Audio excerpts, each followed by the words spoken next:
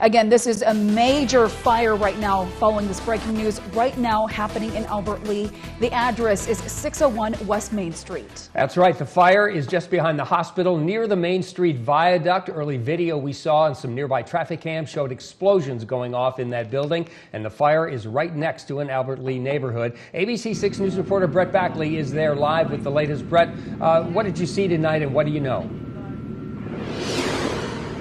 Well, Ross, Laura, I am as close as I can get to the fire right now. I am standing on the viaduct of West Main Street, where behind me, fire crews are working right now, shooting water down into the flames to try and put the flames out of that warehouse. It also appears that they're worried about these, as you said, residential houses next door, so close to the flames.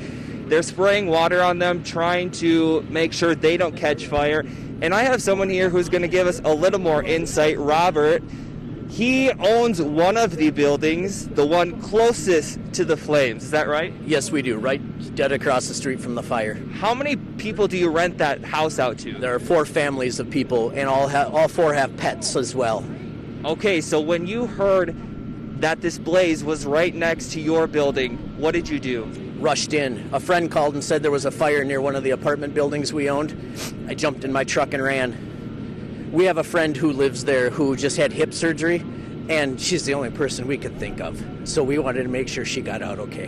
And did she get out okay? She did. It took a lot of effort. A few officers helped her out, and once we knew she got out okay, we went and got others out and their pets. Everybody had to have doors kicked in and pets rescued. It was like nothing you've ever seen before. And those folks, I understand, there's buses that are taking them to a church in town? The United Methodist Church off of Highway 69 is where anybody displaced from the fire can go and either get hotel vouchers or find out information. Now, you were telling me earlier you know this area and you think you might know why this fire broke out. Tell me about that. Hand to God, and I hate to say it, but I don't have any doubt at all that this was something stupid. I truly believe somebody was messing around, most likely kicked in the doors to this empty old warehouse, and honestly, I believe somebody started this fire. I wholeheartedly do. I live 2 blocks away, and I have for 12 years. I know the area well. I own the fourplex right across the street from it. We've seen the doors kicked in all the time, graffiti everywhere. Somebody did this. And how does that make you feel?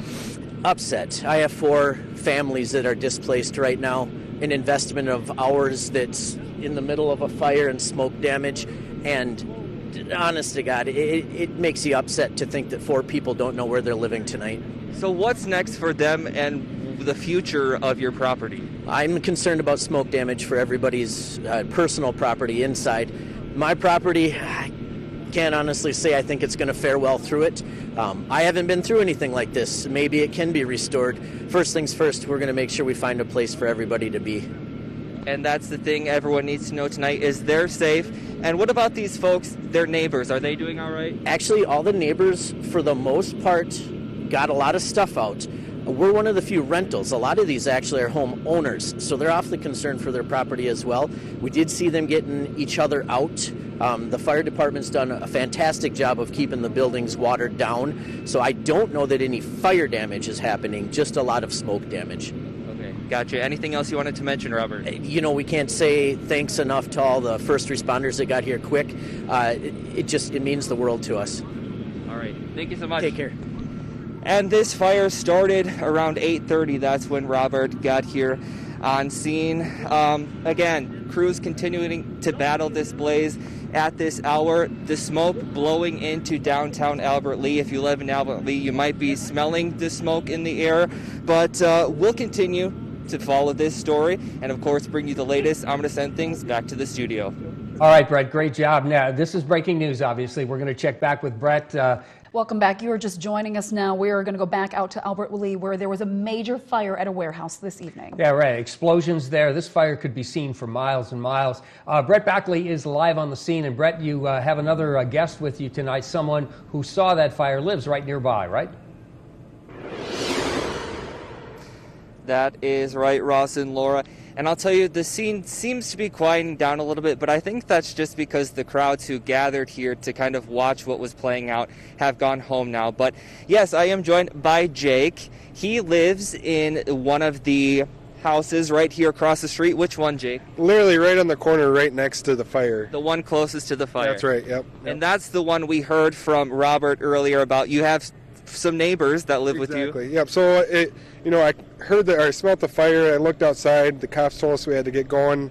Two neighbors, one set left, and then the other set, they actually had to kick in her door to go get her. She actually broke her hip, and they needed to help her out. So, it's pretty bad. But you're all out safe Yeah, tonight. absolutely. Did you see or hear anything that might help you piece together why this happened? No, actually, I didn't see anything. I smelled smoke. I looked outside. Thought it was kind of weird. Next thing you know, we saw big flames. I grabbed my daughter, and we booked it.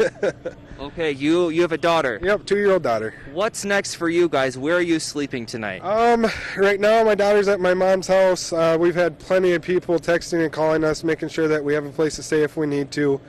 So right now, it's just making sure everything's going to be okay over here, and then we have plenty of places to stay. That's okay with us. To be living right in the middle of this scary scene, what was that like? Adrenaline really kicked in, that's for sure. Number one thing in my head was my daughter. All right, let's get her ready. Let's get going.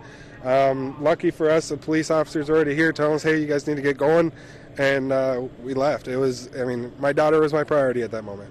Glad you both are doing okay. Anything else you wanted to mention about the events tonight? Well, we just want to thank everybody here for helping out, making sure everybody got out safely, and thank you for everybody being concerned. That's what matters the most. All right. Thank you so much, Jake. Thank you.